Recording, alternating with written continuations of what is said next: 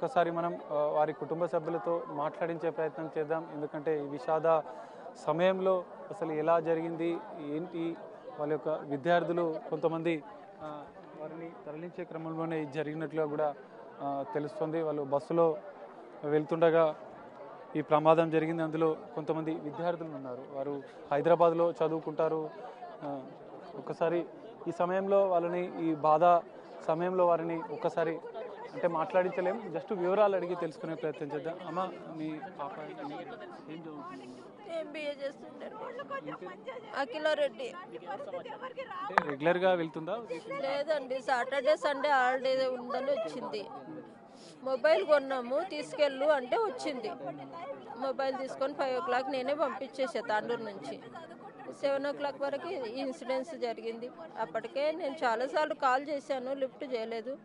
Maybe నిద్రపోయి ఉండొచ్చు, చేస్తుందిలే అనుకున్నా. 8 వరకు దిగి మమ్మీ ఆ క్యాబ్ బుక్ చేసుకున్నా అని చెప్తుండే. 8 అయిపోయిన తర్వాత నాకు ఇక ఆశలు లేవు సార్, చనిపోయింది అనుకున్నా. ఎట్లున్నా చేసేది నా పాప.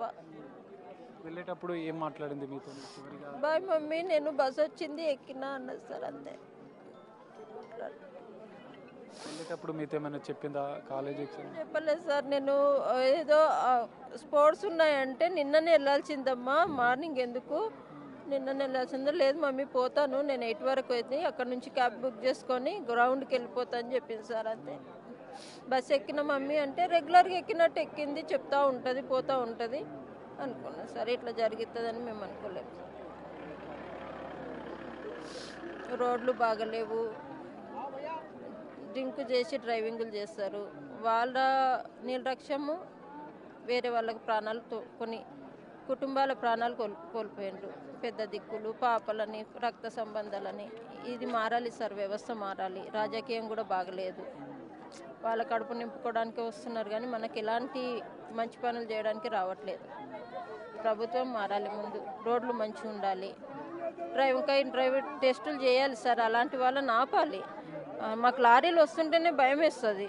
ఈరోజు అలాంటి పరిస్థితి మా కుటుంబానికి ఏర్పడింది. ఇది ఎవరు తీర్చలేని లోటు. ఇలాంటివి ముందు ముందు ఏ ఫ్యామిలీకి జరగకూడదని మేము కోరుకుంటున్నాం సార్. ఎంబీఏ చదువుతుంది అంటున్నారు, ఏం అవుతానని చెప్పింది మీకు? భవిష్యత్తులో ఏం చేద్దామన్నారు సార్? అగ్రికల్చర్ బీఎస్సీ చేసింది, దాంట్లోనే మేనేజ్మెంట్లో ఏదో కోర్సు చేస్తుంది. మంచిగా ఉంటుందమ్మా, 100% దీంట్లో ప్లేస్మెంట్స్ ఉన్నాయి, జాబ్ కంపల్సరీ వస్తుందని చెప్పింది. 2 years కదా అని, ఫాదర్స్ లేరు సార్ మాకు. మా హస్బెండ్ లేడు, వాళ్ళకు నాన్న లేడు. వాళ్ళ మమ్మీ నేను ఇద్దరం కలిసి 7 lakhs కట్టాము. ఇప్పటికే 3 months అయ్యింది. ఇంకొక సంవత్సరం అయితే ఈరోజు పాపను కోల్పోయాం సార్. రెగ్యులర్గా వీకెండ్ వస్తుంటారా ఇటు? లేదు సార్, పండగకి కూడా రాలేదు. మమ్మీ వర్క్ ఎక్కువ ఉంది, అక్కడికి వచ్చిన వర్క్ చేసుకోవడమే, ఇక్కడే ఉండి చేసుకుంటాను. పండగకి కూడా రాలేదు సార్, దీపావళికి, దసరాకు వచ్చిపోయింది, అంతే.